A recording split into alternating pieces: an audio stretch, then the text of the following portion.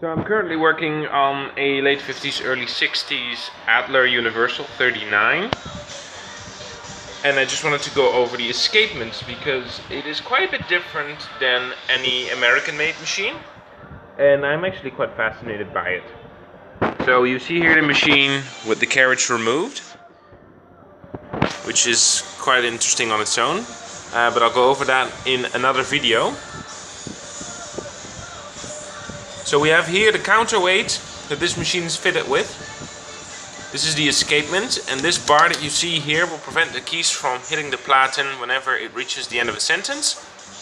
So let's say you reach the left margin, this will lock up like that, and it will prevent, as you can see, the keys from passing by, bypassing the 3/4 mark approximately.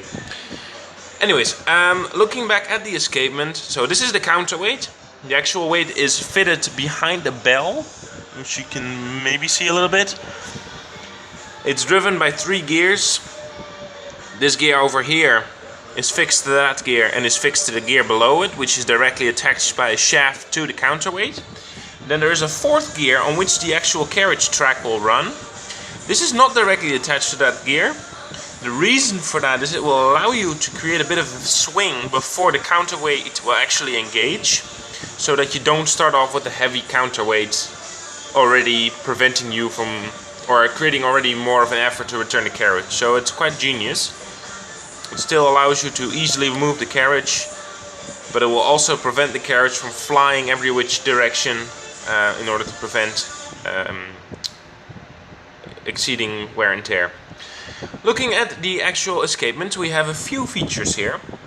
One thing that fascinates me is the fact that the backspace has its own gear, so it's not directly, or it's not in a fixed position somewhere around the track gear or the rail gear. And this is of course the star wheel that most typewriters are fitted with. Now these gears both have the same mesh, I think the right word is, lineup of teeth between the 2 gears with a bit of a gap. The gap on this one is substantially smaller than this one, but the overall design is not that much different. So the way this works is that if the track or the carriage rails run over these gears, as you can see, there's a small spring-loaded clip that catches on one of the teeth that runs on the gear behind this one.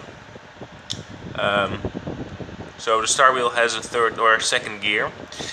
Now this will catch on it if the gear is rotated counterclockwise, obviously, because it will prevent the carriage from flying to the left, and that will only release its power, so to speak, or its hold whenever you're spacing.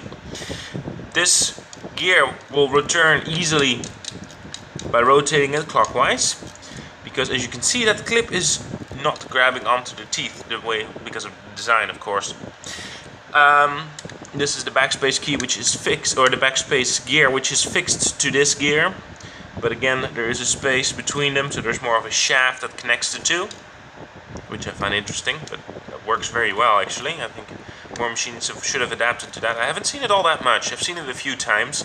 However, I do work mostly on American-made machines. I don't have a lot of German I have a Swedish machine, but there's not a lot of European machines that come across my workbench. Of course, here we have the star wheel that will allow you to advance 1 space, so every gap that you see is 1 space.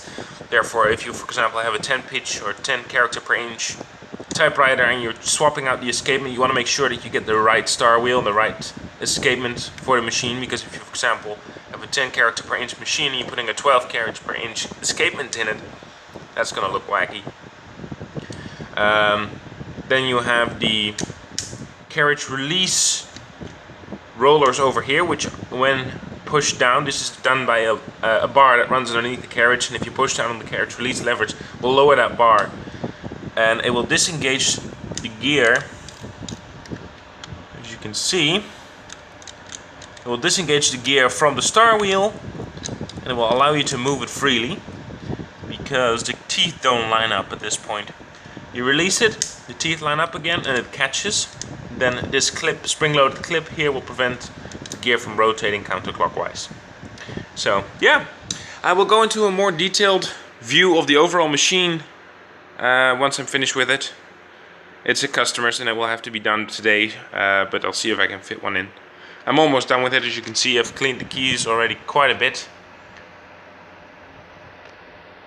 I love these machines. They're very relatable to the Olympia standards from that era. They definitely looked at it. Of course, it's a German machine. Definitely a high quality product.